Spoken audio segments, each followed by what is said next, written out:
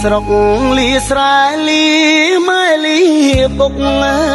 យដើម្បីថ្ងៃមុខក្រែងរូធូធី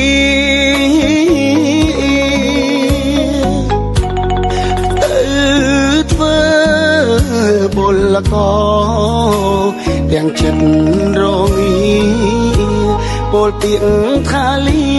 ទាំងទ្រូងស្ទើបែកញើយមកដល់ស្រុកគេនឹកស្រុកខ្មែរណាំងនឹកគូមនឹកផ្ទាំងដេ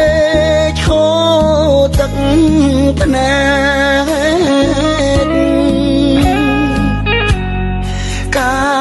រងារធ្ងន់ស្រាលខំមិនអល់ឯងព្រោះចង់ឃើញស្អែកជួបជុំគ្រួសារនៅលើលោកនេះអ្នកណាចង់ក្រចង់រួត្រដោវេទនាខ្លោចសា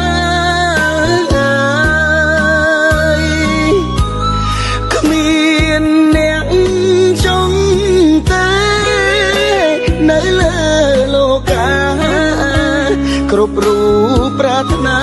តែចង់មានបានជីវិតអ្នកក្រធ្វើពលកគេអ្នកមានតែងតែរួននៅសុខសាន្តចង់កិច្ចក្រណាស់ចង់ស្គាល់មានបានវាសនាជួយច្រើនបំណងខ្ញុំផងអើយ